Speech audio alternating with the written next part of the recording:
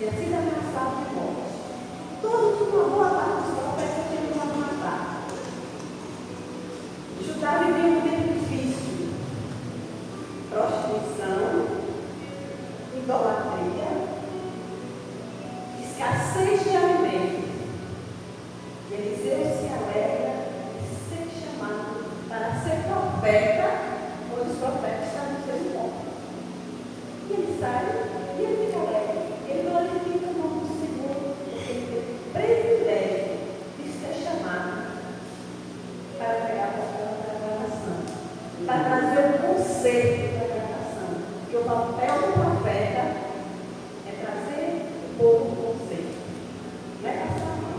Não é dizer que vão ser próprios, não. É trazer o conceito. Vai dizer, você está errado, você vai voltar. E era assim que Eliseu era. Ele era o profeta do Senhor. E ele sabia.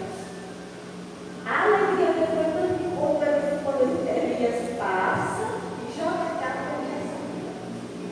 Não precisa ele dizer nada, só para jogar a cara. Serei o substituto dele. E ele se alegra continuamente. A alegria. Então nós devemos ter a mesma alegria que esteve em Deus. Está na casa do Senhor, está louvando, está glorificando, de ser chamado, porque isso é um privilégio, ser chamado para trazer a palavra, ser chamado para louvar, ser chamado para dançar, ser chamado para tocar bateria. É um privilégio. Aleluia. É um convite do Senhor, não é um convite do mundo, é um convite de Deus.